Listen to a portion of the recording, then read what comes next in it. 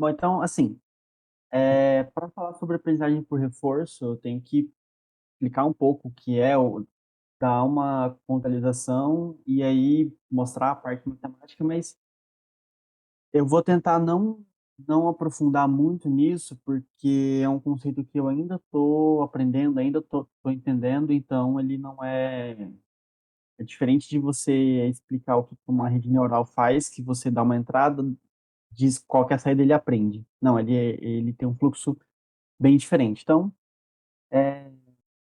compartilhar minha tela.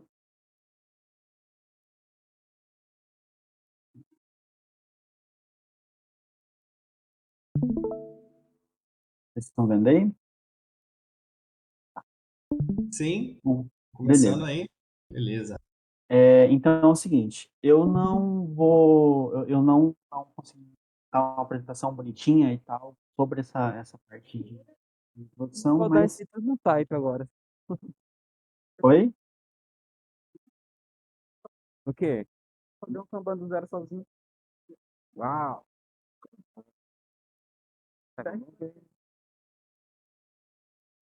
Bom, então,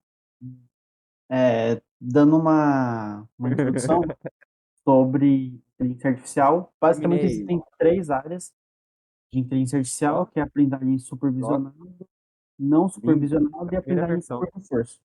E aí a aprendizagem por reforço, ela é diferente tanto da aprendizagem supervisionada quanto da aprendizagem não supervisionada, né? O que que são cada um desses termos?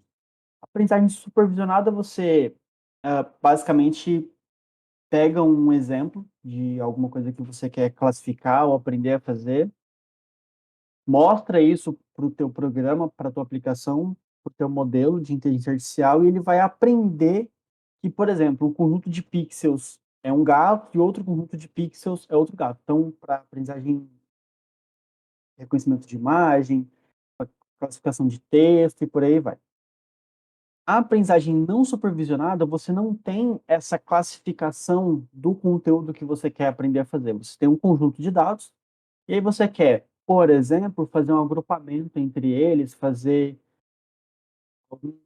descobrir algum tipo de informação do conjunto de dados que você tem, mas que você não tem um rótulo para aquilo. Ela não tem uma classificação. Não é, por exemplo, um conjunto de imagens que você sabe.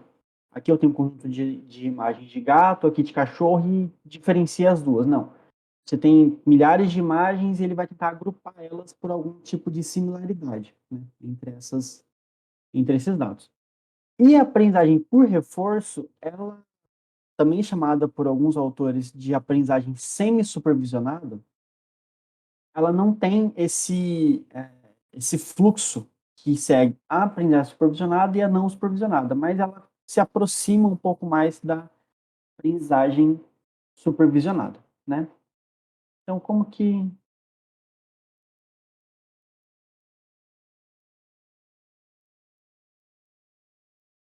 que funciona isso?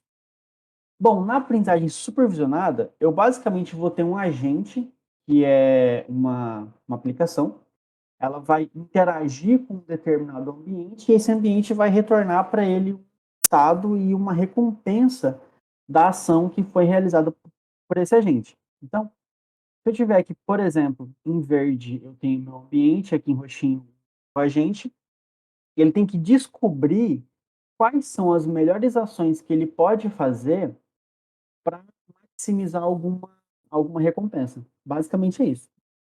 Bem basicamente é isso.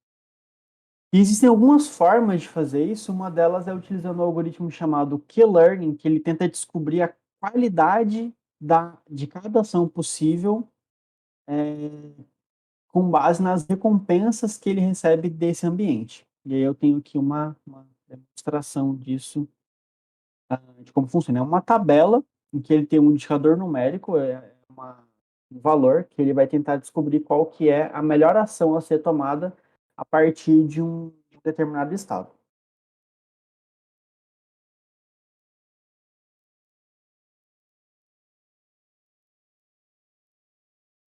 Essa é a fórmula matemática do Q-Learning, ela parece, né, difícil, mas é bem simples, eu vou falar melhor sobre ela daqui a pouquinho.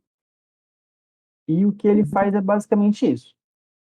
Eu tenho um agente que ele vai iniciar o ambiente num estado inicial, ele vai tomar uma ação nesse estado, essa ação vai atualizar o valor de que é o valor da qualidade da ação tomada para aquele ambiente, né, para aquela ação que ele tomou, e ele se pergunta: cheguei na meta, cheguei no meu objetivo?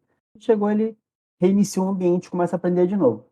Senão, ele fica treinando, né, até que o conjunto de vezes que você quer treinar chegue ao fim, ou então que você termine o aprendizado.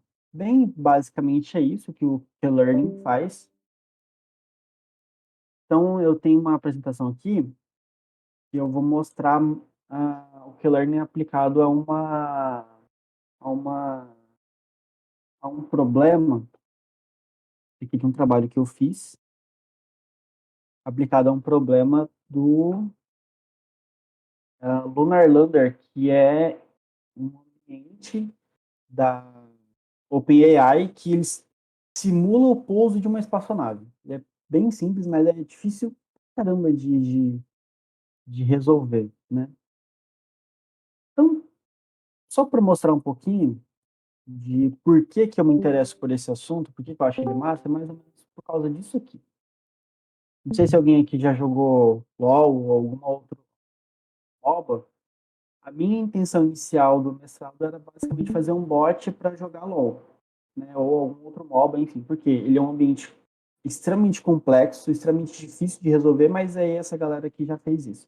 Então, eu vou mostrar o trabalho deles.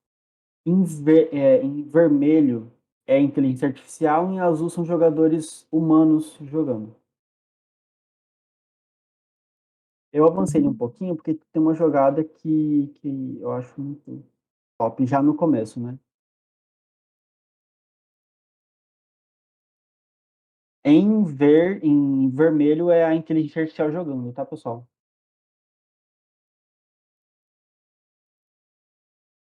É bem aqui, é esse comecinho que eu acho muito massa.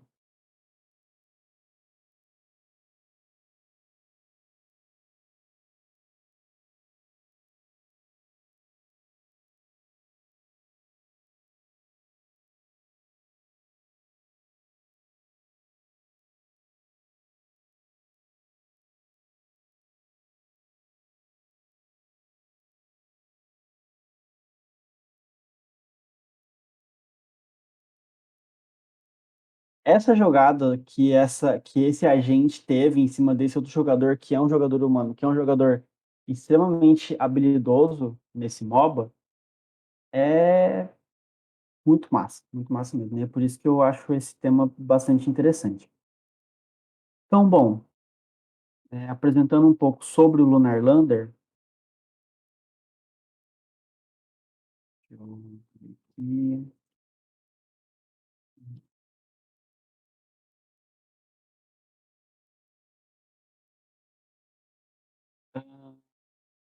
bom, como eu já disse aqui, você tem um agente interagindo que ele executa uma ação no ambiente e esse ambiente retorna para a gente um estado novo a partir da ação que o agente tomou e um sinal de recompensa, que pode ser uma recompensa positiva, negativa, neutra, enfim, é um valor numérico. Esse é o fundamento matemático para fazer funcionar a aprendizagem por reforço. Esse fundamento matemático, ele é antigo, ele não é uma coisa tão recente assim, só que o que possibilitou realmente isso aqui funcionar, mistura desse processo matemático com a rede neural artificial para a tomada de decisão do agente. Então, foi isso que deu bastante notoriedade para a aprendizagem por reforço. Então, como que funciona, né? Eu tenho aqui meu agente, ele executa uma ação no ambiente e retorna desse ambiente uma observação. Ele vai armazenar essa experiência em uma estrutura de dados. Essa estrutura, ela vai ser amostrada depois e vai ser utilizada para treinar a rede neural que vai indicar para o agente o que ele deve fazer. Então, são esses componentes que eu vou ter num agente que eu vou utilizar para aplicar, para tentar resolver algum problema de aprendizagem por reforço. Pessoal, qualquer dúvida que vocês tiverem, se eu estiver indo muito rápido, falando alguma coisa que vocês não entenderem, podem perguntar e parar aqui, que é bem tranquilo. Então, bom, a gente tem, no caso do... Aqui, deixa eu mostrar para vocês o que é o Lunar Lander, né? O Lunar Lander é isso, basicamente. Ele é um ambiente em que eu basicamente tento pousar uma nave entre essas duas bandeiras. O interessante desse problema é que eu tenho três foguetes na espaçonave, um embaixo para dar sustentação e outros dois na parte lateral dele para tentar fazer ele equilibrar. Então, Que é muito semelhante àquilo que o Bruno está trabalhando, né? São os propulsores, né? exatamente. Que A é única justamente diferença é que nesse caso é 2D, né? É o eixo, é o Z, né? isso, E tá isso, acho que é o X ou o Y que está travado, né? isso. Mas praticamente é muito semelhante o problema, né? Exatamente. E foi justamente desse problema aqui que surgiu, e aí, com a reunião que a gente fez, que surgiu o tema do mestrado. Conversei com o orientador, ele topou a ideia. Então, o problema não é você simplesmente fazer esse agente pousar a espaçonave entre as bandeirinhas. Ela tem que pousar numa velocidade baixa e com os dois pés da nave tocando o solo ao mesmo tempo. Então é um problema bastante difícil de resolver. Então, bom, eu falei muito de ambiente, falei muito de algumas coisas que a gente não é muito abstrato, né? Então, o que é, na prática, um ambiente para um agente de aprendizagem por reforço? É basicamente aquilo que ele consegue perceber da onde ele está. Então, nesse caso, de que eu tenho que pousar uma espaçonave, basicamente, o que eu vou ter de informação do meu ambiente é a posição angular dessa espaçonave, a velocidade, a angulação dela, se uma das pernas, ou melhor, qual das pernas da espaçonave está tocando o solo e se ela pousou de fato. Então, é um vetor, basicamente, em que eu vou ter a posição x e a posição y do, da espaçonave, a velocidade x e a velocidade y da espaçonave, o ângulo dela, a velocidade angular, se a perna direita ou a perna esquerda está tocando o solo, e é basicamente isso. Então, o ambiente para esse agente é esse vetor de 8 posições. Dependendo do problema que você tiver, você vai ter um vetor com algumas posições, com as observações do ambiente, você vai ter uma imagem, enfim. E as ações que o agente pode fazer basicamente, não fazer nada, ligar o motor esquerdo, ligar o motor principal, que é o de baixo, ou ligar o motor direito. Então, é basicamente isso. Então, aqui eu tenho o que é o ambiente para esse problema, quais são as ações possíveis, né? Então, são quais os motores que eu posso fazer ou não fazer nada, também é uma ação possível, e qual que é a recompensa para esse problema.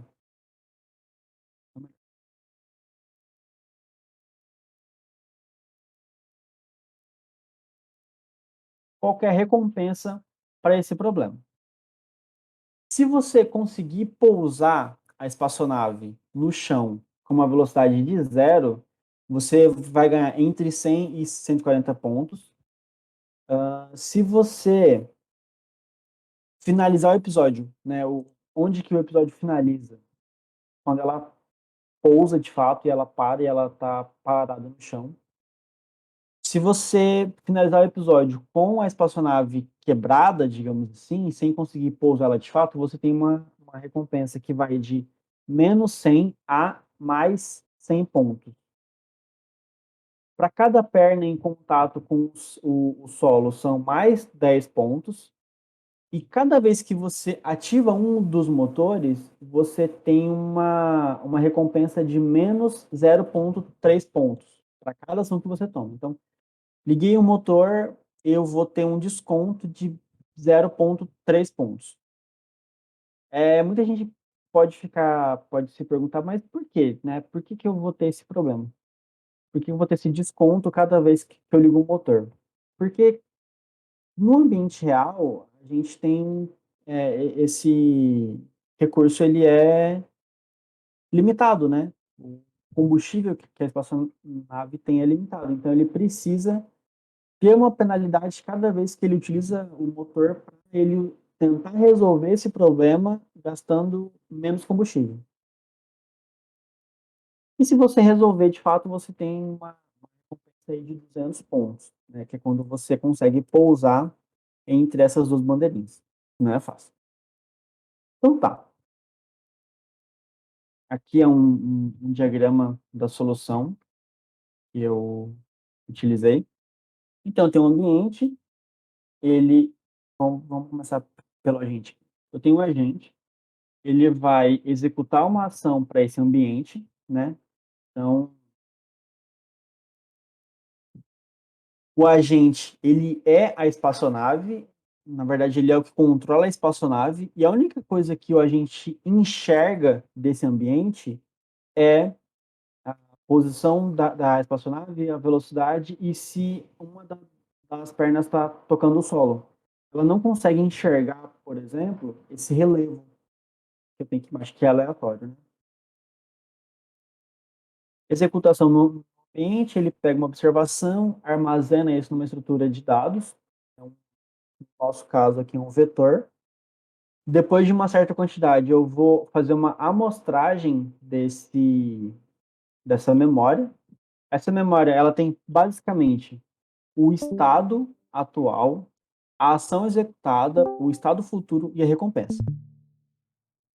Depois que eu fizer essa amostragem, eu vou utilizar o K-Learning para atualizar os valores de que, para cada ação possível dentro da ação dos estados que ele fez a amostragem, e aí eu boto isso no agente novo para ele ficar repetindo e aprendendo a selecionar as melhores ações ou as ações que maximizam as recompensas desse ambiente. Bom, e acho que não precisa falar de fato, mas voltando um pouco no Q-Learning para a gente entender como que ele funciona.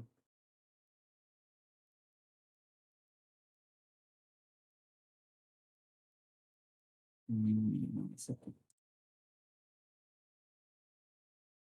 Bom, como que funciona o processo de atualização de Q para cada estado?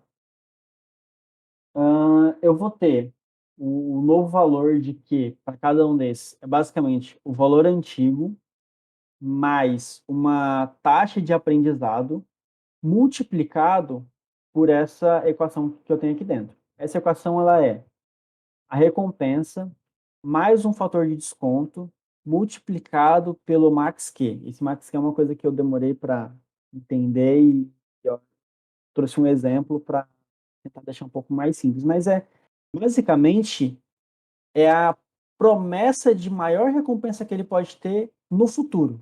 Não a recompensa que ele teve agora, mas a máxima que ele pode ter no futuro a partir da ação que ele vai executar. Menos o valor atual. Isso aqui eu posso utilizar para fazer um cálculo de erro, enfim, para saber o quanto ele se aproxima do valor atual de Q. Então, entender essa fórmula aqui, ela é chata. Uma coisa que não é... Tem que papel e caneta e executar essa equação. Mas, para deixar isso um pouco mais simples, eu trouxe isso daqui. Em que, basicamente, eu tenho esses cinco estados, certo? Em que eu posso ter um agente executando alguma coisa aqui. Ele tem setas indicam as ações possíveis. Então, por exemplo, do estado inicial 0, eu posso ir para o 1 ou para o 3. Do 1, eu posso ir só para o 2. E do 3, eu posso ir só para o 4. Né? São essas ações. E aí, existe um dilema que esse agente, ou melhor, que o agente precisa tomar, que é para qual lado ele tem que ir. Né? Então, se a gente iniciar um agente aqui, eu vou observar que para cada estado eu tenho uma recompensa diferente. Beleza. Se eu, por exemplo, ir para o estado 1, eu vou ter uma recompensa negativa de -1. Então, é o estado que inicialmente o meu agente não vai querer ir. Isso é uma coisa que eu preciso entender e fazer com que o meu agente aprenda a não querer ir para esse estado. Só que depois dele, o estado seguinte, eu tenho uma recompensa de 10, que é uma recompensa bem alta. Então, como que eu vou conseguir fazer o meu agente sair do estado 0 para ir para o estado 1, para depois, futuramente, ele ter uma recompensa bem alta, e não querer, por exemplo, ir para o estado 3, que ele já tem uma recompensa imediata de 5, só que depois ele tem uma recompensa negativa. Então, se a gente fosse simular isso daqui, do estado 0 para o estado 1 eu vou ter uma recompensa de -1, e do 1 para o 2 eu vou ter uma recompensa de 10. Então, a recompensa acumulada é uma recompensa de 9 pontos indo para o estado 2. Ela é maior do que se eu fosse nessa outra direção, em que eu tenho uma recompensa inicial de 5 e depois eu vou ter uma recompensa de -1. Então, a recompensa acumulada nesse caso é de 4. Então, como que o Q-Learning faz para tentar resolver esse tipo de problema? Eu vou... Pessoal, tá tranquilo? Tá dando para entender? Não tá? Tá muito confuso? De boa? Beleza. Então é o seguinte, para a gente não perder tempo, eu deixei uma planilha aqui com a equação do Q-Learning montada, né, que é essa coisa linda aqui. Então tá, entendendo alguns desses valores. Taxa de aprendizado é uma informação que a gente sempre vai ter em algoritmos de aprendizado de máquina, de inteligência artificial, que é o quão rápido o meu modelo ele vai aprender a fazer alguma coisa. Na verdade, na prática, é o quão rápido ele vai manipular os atributos e as informações que eu tenho naquele modelo em direção a uma solução ótima. Se for uma taxa de aprendizado muito alta, ele vai ficar descontrolado. Se for uma taxa de aprendizado muito baixa, ele vai ficar muito lento. E aí a gente tem que tentar escolher um valor ali que seja interessante. O fator de desconto é um número que varia de 0 até 1, em que 1 eu vou maximizar, ou melhor, eu vou dar muita importância para as recompensas futuras, e 0 eu não vou dar nenhuma importância para a recompensa futura, eu só quero saber da recompensa imediata. Então, essa é um valor que eu também tenho que saber manipular bem. Geralmente, como a gente quer maximizar as recompensas futuras para o nosso agente, a gente escolhe sempre números próximos de 1. Esse R é a recompensa que meu ambiente vai me retornar. Esse max SA ou max Q, ele é basicamente... Esse aqui eu tenho que mostrar funcionando, né? Fácil. E o QSA é o valor de Q atual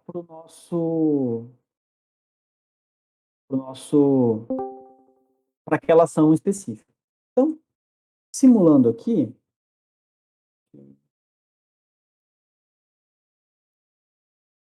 Assim fica fácil de visualizar.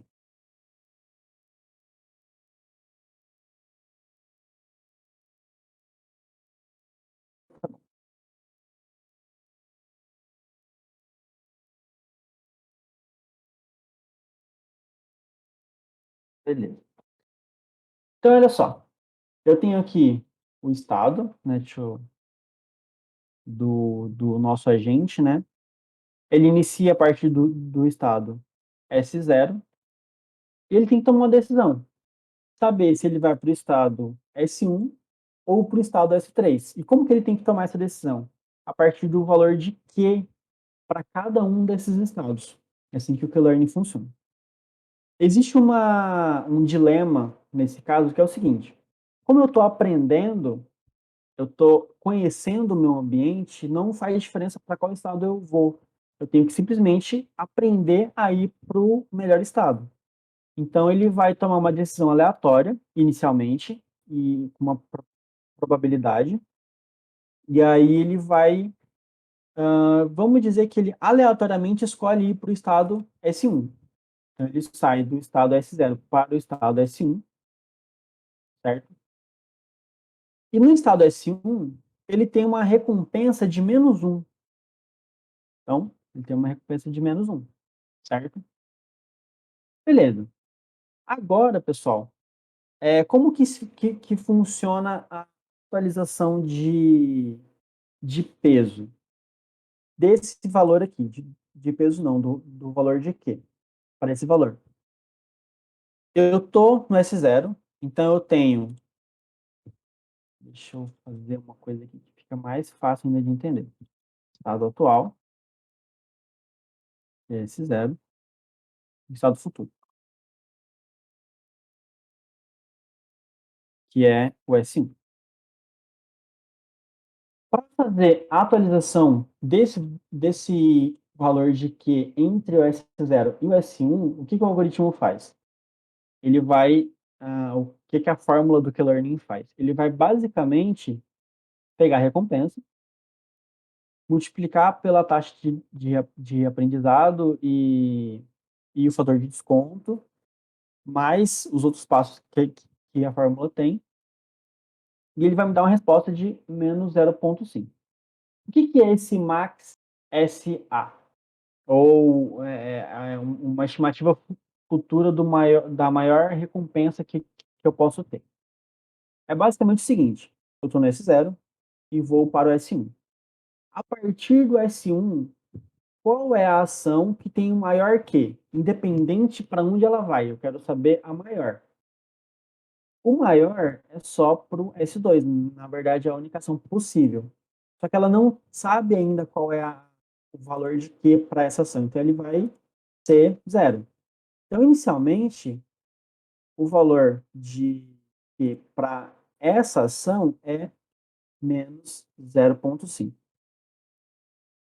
Beleza, é um valor negativo. Top. Depois disso, pessoal, ele vai, e aí, inicialmente ele recomeça a fazer isso, né? Vamos imaginar que do S1 ele vai para o S2, então ele está no estado atual S1 e ele vai para o estado S2. Beleza. A partir do S2 ele tem uma recompensa de 10. Uma recompensa bem alta. Ótimo. Ele é um estado terminal, então não tem uma possibilidade de estado futuro e o valor atual é 0. Então o valor de Q para essa ação vai ser 5.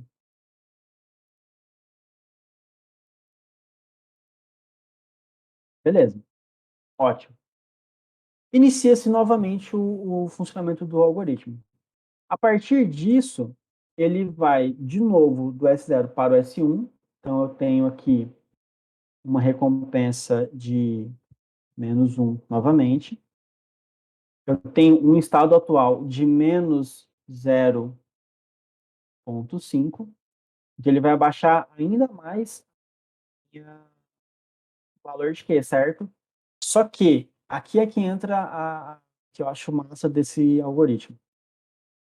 O maior valor de Q possível a partir do S1 é o valor de Q da ação do S1 para o S2, que é 5. Então, max SA ou max QSA é 5. Então, ele vai atualizar esse valor aqui de Q para 1,5. Então, por causa dessa recompensa que está lá na frente, eu vou ter aqui um valor positivo. Então, toda vez que um agente iniciar a partir desse estado, ele vai querer ir para o S1 e depois para o S2 para maximizar a recompensa dele. Lembrando que o valor de Q de cada ação é uma estimativa para tentar maximizar a recompensa do agente. Se eu fosse aqui para baixo, o que ia acontecer? Aqui é 0 mesmo, só que a recompensa é 5. Então, olha só, ele teve um valor de 2,25, beleza. Então, ele, teoricamente, vai querer ir para baixo, né? Só que, quando ele vir do S2 para o S3, então eu tenho aqui atual de 2,25, eu tive uma recompensa de -1. O que aconteceu foi que esse cara vai para 0,625. Quando ele rodar novamente, eu vou ter aqui uma recompensa de 5. O máximo a partir do S3 é 0,625. E o valor atual é 2,25. Eu estou fazendo alguma coisa errada aqui. Não, é isso mesmo. Ele vai aumentar para 3,9, só que depois ele vai começar a diminuir por causa dessa recompensa. Então, chega um ponto das iterações que vão acontecer no algoritmo que esse valor de Q para o S3 ele começa a diminuir muito, próximo de 0, e o valor dessa recompensa ela vai aumentando para o estado S1. Então, mesmo a recompensa imediata ela sendo menor para o S1, ele vai começar a escolher esse caminho porque é um caminho que futuramente vai me dar uma recompensa muito alta. Então, é mais ou menos assim que o Q-Learning funciona. Existem outros algoritmos, tá? Então, o que o Q-Learning faz é montar uma tabela com todos os estados possíveis e as ações a partir desses estados. Eu estou representando aqui como se fosse um grafo, mas é basicamente uma tabela, em que eu vou ter estado, e aqui é ação 1, ação 2, ação 3, e por aí vai. Então, eu tenho aqui o estado S0, por exemplo, então eu vou ter o valor de Q para ação 1, o valor de Q para ação 2 e o valor de Q para ação 3, e assim vai. Para estados, ou melhor, para ambientes em que eu tenho poucos estados, em que eu tenho um conhecido de estados, o Q-Learning funciona muito bem. Só que quando eu tenho um ambiente que eu tenho muitos estados possíveis, isso começa a ficar problemático. Então, o que surge para resolver esse problema? Ao invés de usar uma tabela, que você tem que carregar essa tabela em memória, a gente tira isso e começa a usar, ao invés de usar essa tabela, eu vou usar uma rede neural para tentar estimar o valor de Q para cada estado possível. Então, ao invés de armazenar todos os valores possíveis de Q para todos os estados e as ações a partir daquele estado, eu só tenho que armazenar essa minha rede neural e ir treinando ela para que ela consiga estimar os valores de Q.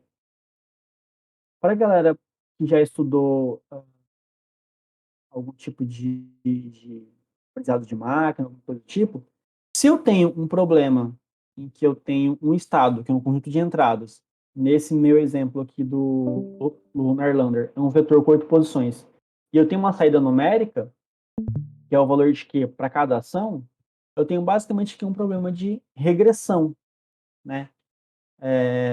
Posso explicar num outro dia sobre o que é regressão, classificação, mas enfim. Então, eu posso muito bem mudar essa tabela para essa minha rede neural, para ela estimar os valores de Q de cada ação possível e ela vai ter a desempenhar a resolver esse problema. Se a gente vê isso funcionando, nada melhor do que a prática, né? Então, o que eu fiz? Eu peguei esse problema do Lunar Lander, certo? Coloquei um agente para treinar e eu fiz alguns experimentos. Eu tenho aqui um modelo em que ele treinou por 100 épocas e um modelo que ele treinou por 1000 épocas. Então, já está aqui.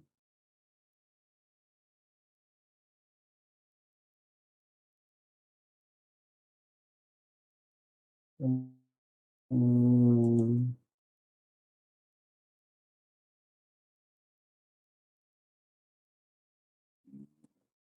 episódios. Vou mandar ele.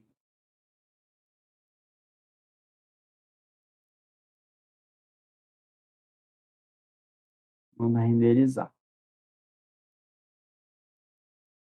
Não vou mandar ele salvar, porque senão não tá ruim depois.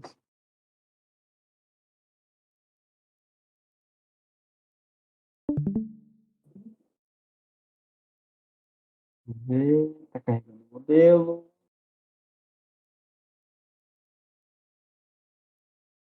Tá rodando. Acho que pausou a tua transmissão.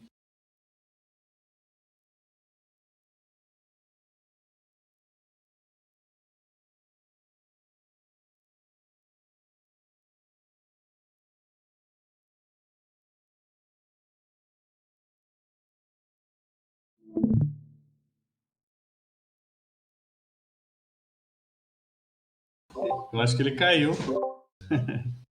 Acho que travou alguma coisa. Pessoal, voltou? Opa, sumiu.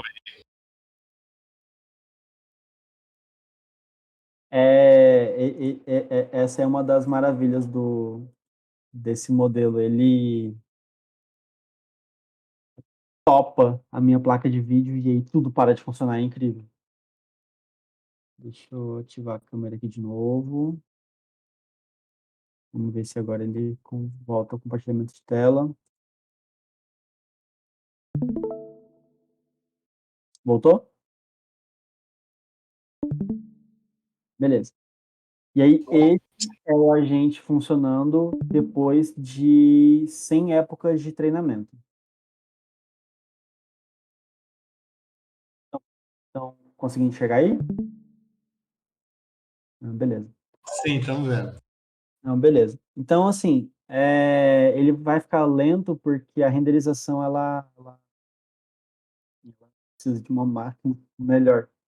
Mas ela basicamente está tentando pousar a espaçonave entre essas bandeiras e aí ele consegue fazer isso de uma maneira.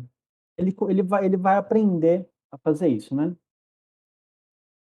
Bom, agora isso um agente que treinou por 100 episódios de treinamento. Foi?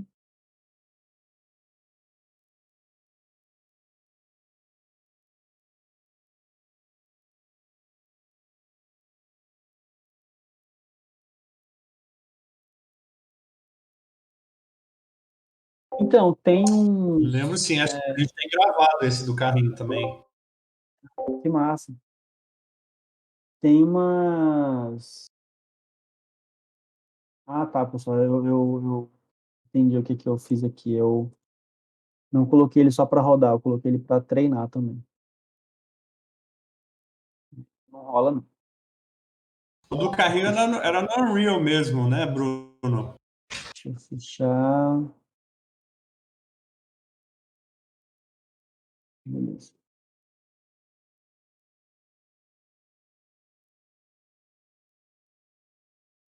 Eu comentei a linha que faz ele treinar de fato e essa daqui também. Não vou usar. Vamos ver se não vai morrer minha placa de vídeo de novo. Ah, não, agora está bem mais tranquilo. Então, o que que ele está fazendo? Ele está basicamente tentando pousar a espaçonave entre essas bandeiras, depois de 100 episódios de treinamento. Bem simples. Vou parar. Aqui no mesmo pose.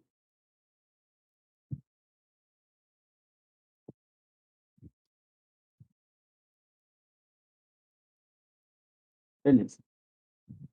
Agora, no caso desse outro modelo, é o DQNH5,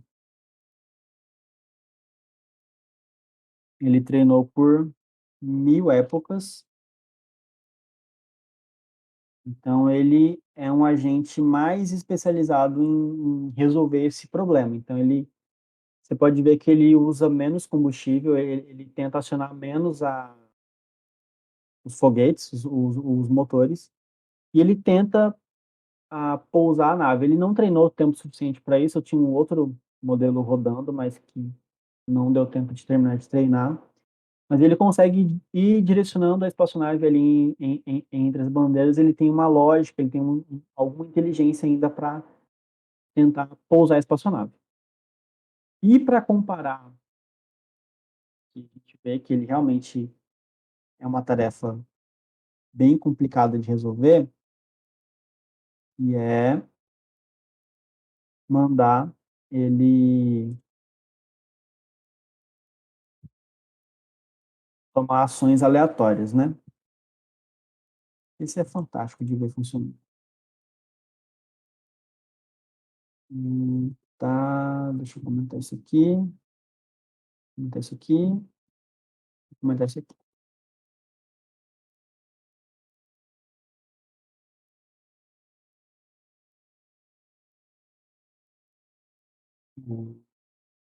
Tinha funcionado. Essa é a melhor parte de.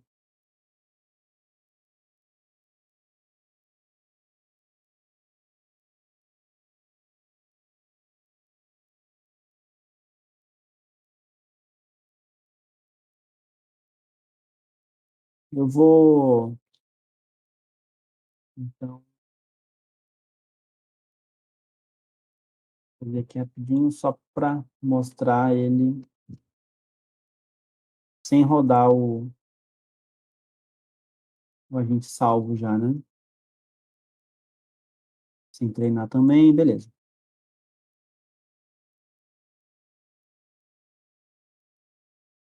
Esse ele está basicamente fazendo com uma rede neural que não foi treinada, não tem nenhum tipo de inteligência.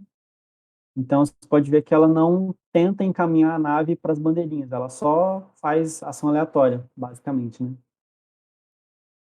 E é difícil de resolver isso. Eu tentei controlar pelo teclado, não dá.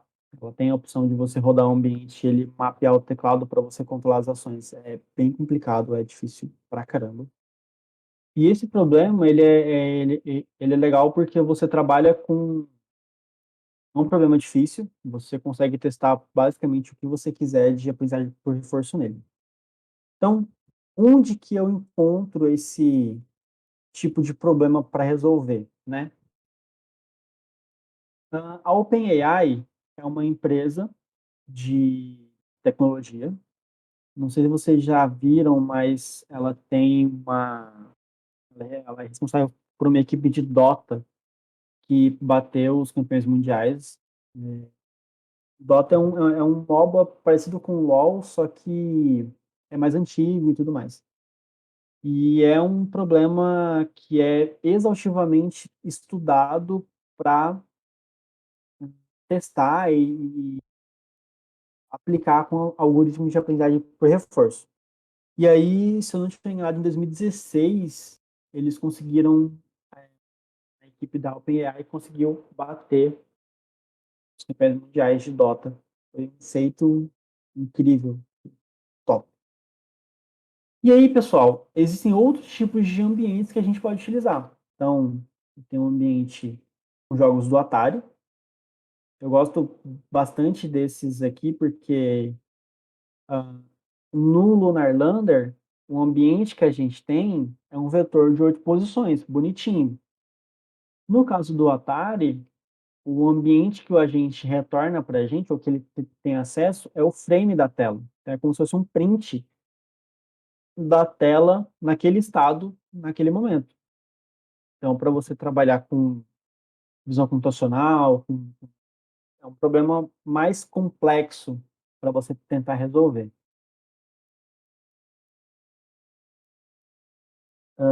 Tem o Box 2D, que é Só um basicamente. comentário interessante, agora já tentando fazer um link, né, com o trabalho que a gente está querendo fazer. Lembrando aquele teste lá do pessoal do ITA, né, que o teste original era justamente uma imagem do Kinect, né? Então você tinha os dois robôs na mesa, né? Aham, E é a imagem do Kinect que capturava, e a partir daquela imagem que você tinha que entender qual que era o posicionamento de cada um dos robôs, a direção, a posição e a direção que cada um deles estava tendo que fazer. E daí o aham, sistema tem que tomar justamente esse tipo de decisão para que os dois robôs pudessem pegar, se encostar e dar as mãos, né? Então é perfeito isso para aquilo que a gente estava pensando em como resolver, né, no trabalho lá do pessoal do ITA, exato. né? E Porque se é a você, partir de uma imagem justamente, né? e se você for olhar a imagem do Kinect, inclusive a imagem de nuvem de pontos dele, é basicamente uma matriz com profundidade que você pode interpretar muito bem como se fosse da mesma forma que você interpreta com uma imagem. Então, o grande problema de resolver esse tipo de problema na mão é que você tem que extrair informação, tem que extrair características da imagem. Se a gente pega isso e manda para uma rede neural convolucional para ela se virar para fazer, ela vai tentar fazer isso da melhor forma possível. E a gente foca em outros tipos Agora também já tentando fazer o link para o trabalho do Bruno, por exemplo, né? O trabalho do Bruno, a câmera, ela está no objeto, né? Então você está vendo o objeto. Pensa só, você está numa nave espacial e você quer fazer o docking na outra, Sim, né? Você não tem uma visão de fora, você tem uma visão da máquina, né? exatamente. Então, daí você tem que pensar dessa máquina para outra, né? desse foguete para o outro, né? Você tem que olhar, putz, não estou enxergando a porta de docking, né? Então, Uhum, quer dizer, vou ter que fazer ir para o outro lado para poder enxergar a porta e depois se acoplar. É como você estava mostrando ali, né? Inicialmente, você pode ter um valor de recompensa baixo, mas você tem que tomar alguma atitude para fazer alguma coisa que aparentemente não seria a melhor, para depois poder encontrar e se acoplar na porta que está virada para o outro lado, por exemplo, sem perder e tendo que revisitar e rever os dados o tempo todo. exatamente. Eu tô pensando aqui, tô vendo aqui o que você está apresentando, eu tô imaginando. Então, como é que isso é uma forma interessante, né, de você resolver. Você vê aqui a máquina, mas se você for direto para ela, você vai bater nela, mas você não vai fazer o acoplamento, né? Às vezes Exatamente. você tem que ir para fora para depois poder enxergar na porta do outro lado, Para né? tomar a melhor Então, decisão bem para conseguir interessante fazer o mesmo acoplamento isso aí. depois. E aí, pessoal, eu tenho alguns outros tipos de ambientes aqui, e são ambientes simples e é muito interessante para vocês começarem a aprender sobre aprendizagem por reforço. E um tipo de ambiente que tem da OpenAI que a gente pode utilizar, inclusive para o trabalho, acho que do Miker, não sei, que vai trabalhar com braço robótico. Eu tenho aqui um ambiente preparado com braço robótico. Eu nunca utilizei ele, então eu não tenho certeza sobre como que funciona o estado, como que funciona o que ele tem de ação, mas eu imagino que seja ou uma imagem né, de cima ou algo do tipo. E as ações possíveis são os torques que você pode aplicar em cada articulação do robô, né? Então, dá para treinar um agente para resolver esse tipo de problema e depois levar ele para o mundo real. Tem a mão robótica também. Tem um vídeo de uma mão robótica dessa resolvendo o cubo mágico e é muito top. A Mujoko, ela é um tipo de ambiente que ele é 3D, então ele tem um pouco mais de liberdade. Esse Classic Control são problemas bem simples. E tem, agora, tomando um pouquinho mais do tempo da galera, é o seguinte, eu posso pegar outras ferramentas de simulação e tentar aplicar com algoritmo de aprendizagem por reforço também. Então, Unity, Unreal e por aí vai, eu posso modelar o meu ambiente nele, modelar a recompensa e tudo mais, mas aí, para trazer um pouco diferente, queria apresentar para vocês o PyBullet, que é uma simulação que é aplicado para robótica, tem muitos trabalhos que utilizam o PyBullet. Tem deixa eu ver se eu consigo o vídeo dele, esse aqui. E, basicamente, a galera treina um robô virtual para ele andar. Tem esse modelo que eles pegaram de um gatinho, faz isso no robô, treina o agente e leva para o robô real. É um trabalho incrível da galera. Eles comparam o agente que tem no próprio robô com o que eles desenvolveram. Cara, é massa. E aí todo o Simulação treinamento. robótica na prática, exatamente aquilo que a gente quer entender. Exato. Muito E aí, bacana. por exemplo, todo o treinamento do agente, eles não fazem no robô real, porque o robô real é caro, vai quebrar, enfim. Treinam numa simulação, claro que faz a modelagem com articulação as mesmas, com o nível de liberdade as mesmas, né, tentando ser o mais próximo possível. Treinam a gente na simulação e depois disso que leva para o real. Tem uma parte do vídeo em que ele compara com aqui. Ele tem essa referência que foi capturado do eles fizeram na simulação, leva para o agente e esse é o robô real funcionando. Então, toda a parte de sensores, as articulações, os motores que ele tem que ser o mais próximo possível na simulação. De comparação. Aqui. Essa é o que eles fizeram. Esse é o que vem embarcado no robô. E esse é com ações aleatórias. E o que eles desenvolveram usando a por reforço funciona muito bem.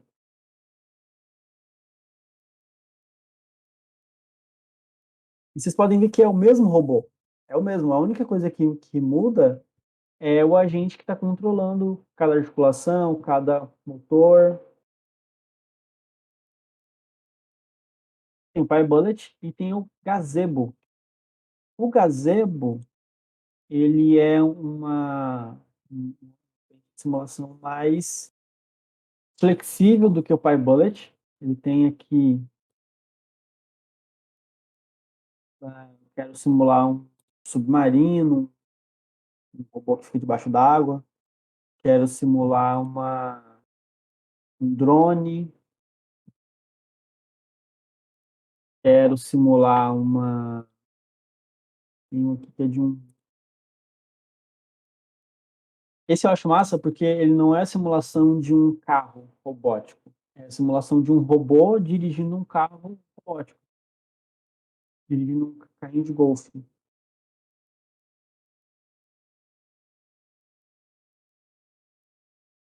Aqui. É um carrinho de golfe e você é um robô dirigindo o carrinho de golfe. na simulação.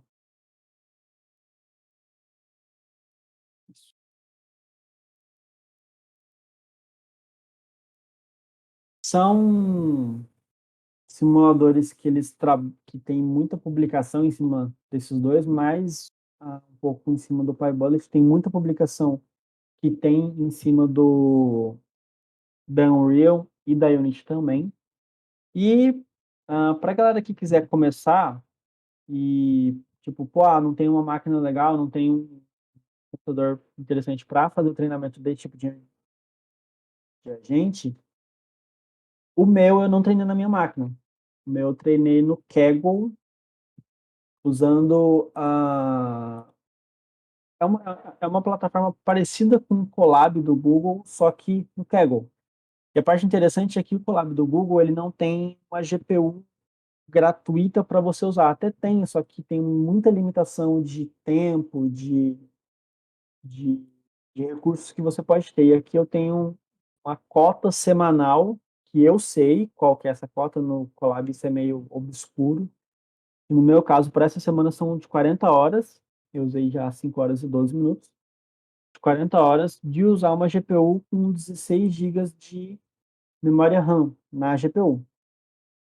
Ele tem algumas limitações também, só que para um ambiente gratuito ele é bastante interessante. E tem o Colab do Google que eu também gosto de usar, mas eu estou meio que abandonando ele e vindo para o Kaggle mesmo. Em relação à tecnologia, é o Gin da OpenAI e eu usei o TensorFlow para fazer a parte da rede neural desse ambiente.